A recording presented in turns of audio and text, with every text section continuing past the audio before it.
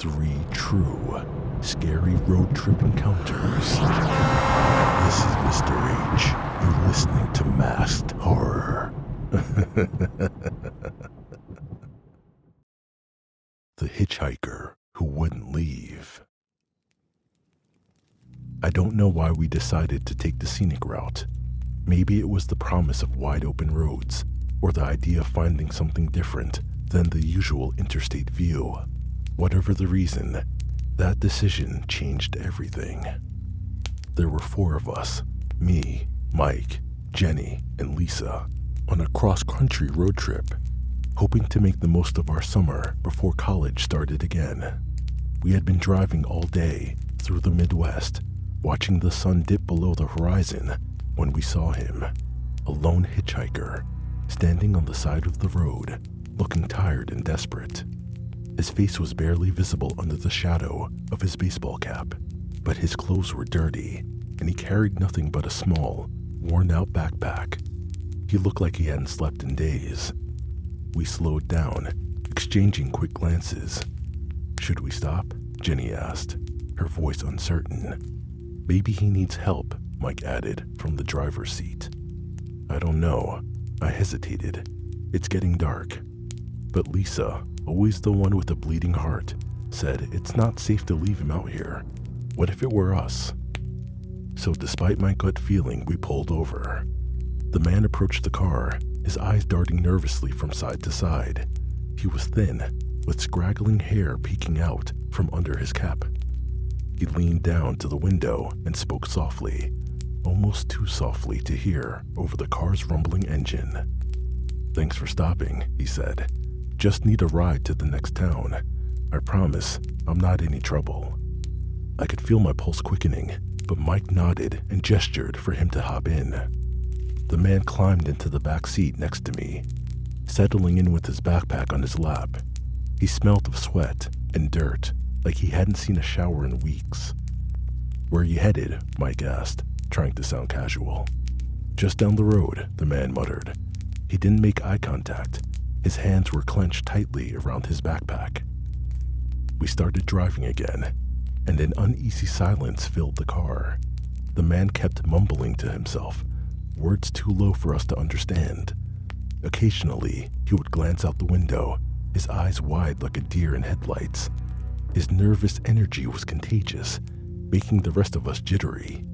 I exchanged looks with Jenny and Lisa. They looked as uneasy as I felt. Then I noticed something. The man's hand was slipping into his jacket, and for a brief moment, the fabric shifted, revealing the glint of metal. My heart stopped. He was holding a knife, partially hidden but large enough to be lethal. I felt a cold sweat break out on my forehead. I tried to keep my voice steady as I texted Mike and the girls, my hands shaking. "He's got a knife," I typed, keeping the phone low. "We need to get him out." Mike read the message, his face turning pale. He nodded slightly. "Hey, we're gonna pull over at the next gas station," Mike said, trying to sound upbeat. "Need to use the restroom and grab some snacks. You can stretch your legs too." The man's head snapped up. He looked at Mike, then at me, his eyes narrowing. "No," he said sharply. "I'm fine. Just keep driving." Mike and I exchanged a glance in the rearview mirror. My heart was pounding in my ears. Lisa turned in her seat, her voice trembling. "Maybe you should get some fresh air. It's good to stretch after a long ride." I said no, the man shouted, making us all jump. He leaned back, his grip tightening on the knife. We pulled into the gas station, lights flickering overhead. Mike turned off the engine, and I could feel the tension in the air, like a rubber band about to snap. We sat there, silent, for what felt like an eternity. The man's eyes were darting around the car, his breathing getting heavier. Mike opened his door first, trying to act calm. "I'll be right back," he said, slipping out of the car. I followed, pretending I needed something from the trunk. The girl stayed inside, exchanging nervous looks with the hitchhiker. Mike and I walked into the gas station, hearts racing. We approached the gas station attendant, a middle-aged man with a bored expression, and explained the situation quickly, trying to keep our voices low. "He's "He's got a knife," I whispered. "We need to get him out of the car." The attendant nodded, glancing over at the car. "You need to call the police," he said, reaching for his phone. I stepped outside to make it look like I was on a call, praying the hitchhiker didn't notice, but he did. Suddenly, the car door flew open and the hitchhiker lunged out, clutching the knife. Jenny and Lisa screamed. The man ran into the darkness, disappearing into the surrounding fields. I could still hear Jenny's scream echoing in my ears as I watched his shadow fade away. We were all shaking, adrenaline pumping through our veins. We called the police, but by the time they arrived, the man was long gone. The officers took our statements, told us to be careful, and drove off. We stayed at the gas station for another hour, too scared to leave, feeling the weight of what could have happened pressing down on us. Finally, we decided to drive to the nearest town and find a hotel. None of us could sleep. I kept replaying the scene in my head, wondering what would have happened if he hadn't run. The next morning, we turned on the news, hoping to hear nothing. Instead, we got more than we bargained for. The reporter's voice was grim, talking about a string of violent robberies and assaults linked to a hitchhiker who matched the description of the man we'd picked up. His victims were always drivers who had offered him a ride, just like us, but they hadn't been as lucky. We cut the trip short and headed home, sticking to the highways and locking the doors at every stop. None of us spoke about it again, but I could see it in their eyes, the same fear I felt, the same haunting realization that it could have been us. And every time I drive past a hitchhiker now, I feel that chill down my spine, the one that reminds me of the night we took a less traveled scenic route and nearly paid the price. The Desert Rest Stop Stalker. I never thought much about rest stops until that night. To me, they were just quick breaks during long drives. But after what happened on that stretch of Nevada highway, I can't see one without my heart racing and my hands trembling. That night still haunts me, the eyes watching us, the roar of his truck chasing us down. It was supposed to be a simple road trip. My girlfriend, Emily, and I were driving through Nevada, heading to her sister's place in California. The sun was setting, and we were driving for hours. I was exhausted, so when we saw a sign for a rest stop, we decided to pull over. There was only one other vehicle in the lot, an old, rusty pickup truck. The rest stop was eerily quiet, but it didn't seem strange at the time. I noticed a man sitting in the truck, his eyes fixed on us. They were dark, cold, and unsettling. I nudged Emily. "Let's make this quick," I muttered, feeling uneasy. Inside the restroom, I couldn't shake the feeling of being watched. My skin prickled, and I hurried through the motions. When we came back out, the man was still there, still staring. He hadn't moved. We quickly got into our car. I started the engine, but my hands were shaking. Emily glanced nervously at the truck. As we pulled out, the truck's headlights flickered on. "He's following us," Emily said, her voice trembling. I tried to dismiss it. It's probably a coincidence, but my gut told me otherwise. I sped up, and the truck did too, sticking unnervingly close to our bumper. My chest tightened with fear. "What does he want?" Emily whispered.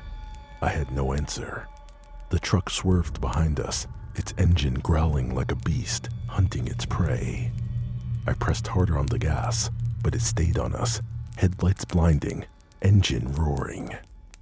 "Call 911, I said through clenched teeth. Emily fumbled with her phone, her hands shaking as she dialed. She explained the situation to the operator, but out here, in the middle of nowhere, help seemed far off. Suddenly the truck swerved again, bumping the back of our car. We both screamed as I fought to keep control of the wheel. The fear was suffocating. I pressed the gas pedal to the floor, desperate to get away, but the truck stayed with us, like it was toying with us. Finally, when we saw the lights of a small town ahead, Relief washed over me. Maybe now he'd back off. As we approached the town, the truck suddenly veered off onto a dirt road, vanishing into the desert darkness. We didn't slow down until we were safely inside the town, pulling into a gas station under the bright lights. We sat there, shaking, trying to catch our breath. Emily was crying, clutching her phone. I was no better. My heart pounded so hard I thought it would burst.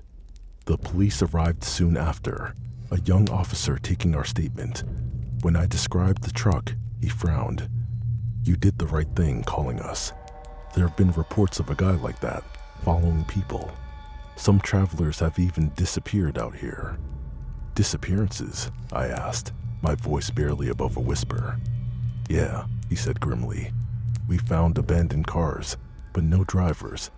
Be careful, stay on the main roads, don't stop for anything." We thanked him and drove to a nearby motel, but we didn't sleep that night. The truck's headlights, the sound of its engine, the way it had swerved so close, it all kept replaying in my head.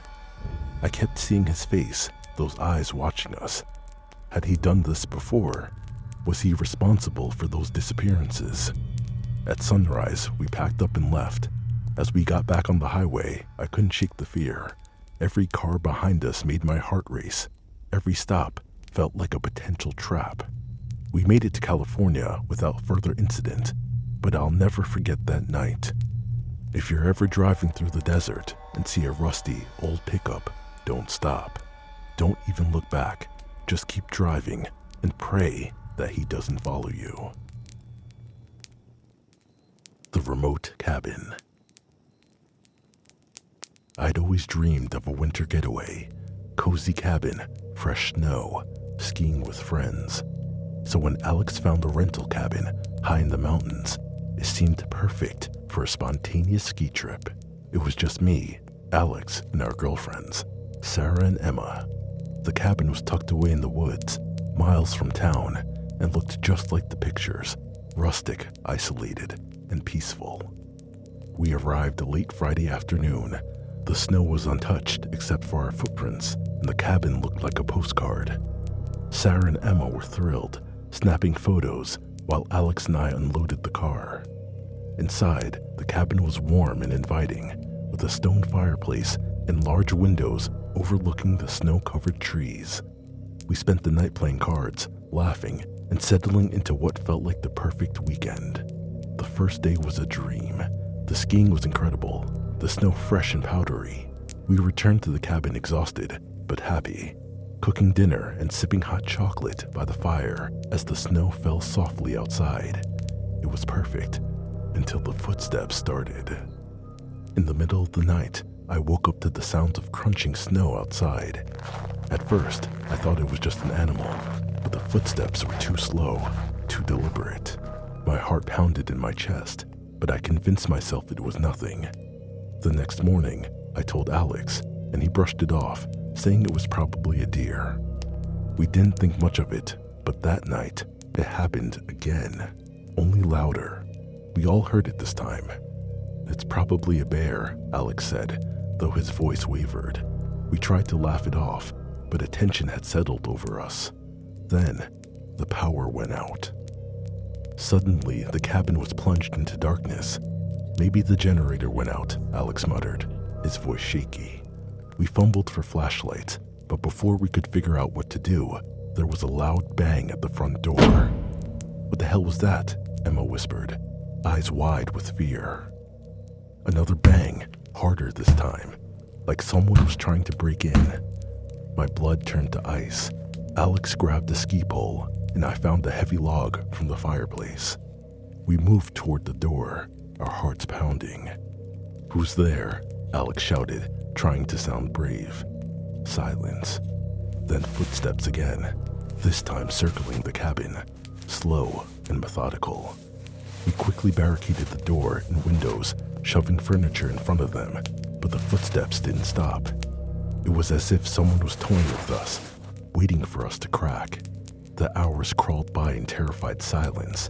Every creak and gust of wind made us jump. My mind raced with thoughts of who or what was out there. By dawn, the noises stopped, but none of us dared to move until the sun was fully up. When Alex and I finally stepped outside, the sight of our car made my stomach drop. All 4 tires had been slashed, deep gouges cutting through the rubber, and on the cabin's door, scratched deep into the wood, was a message: "You should have never come here." Fear settled in my bones. Whoever had been out there wasn't just messing with us, they were serious. We were trapped with no way to drive out and no phone signal. There was only one option. We had to ski down the mountain to get help.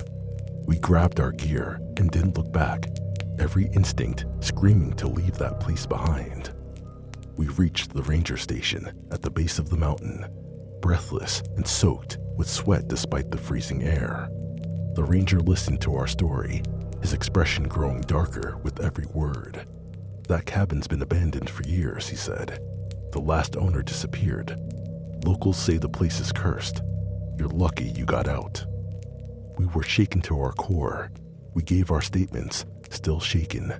The ranger called for a tow truck to get our car and bring new tires. We went back up to retrieve our things with the ranger, sticking together, jumpy at every sound. The cabin was just as we'd left it, but it felt different in the daylight, less threatening, but still wrong. We grabbed our stuff and left as fast as we could. We cut the trip short and headed home, taking the main roads, not stopping until we were back in familiar territory. None of us spoke much on the drive. We were too shaken, each lost in our own thoughts. We never found out who slashed our tires or who had been outside the cabin that night. The memory of that weekend still haunts me, and every time I think about it, I feel the same chill down my spine. I haven't been back to the mountains since. I'll never know what really happened up there, but one thing's for sure, I'm never going to a cabin in the woods again.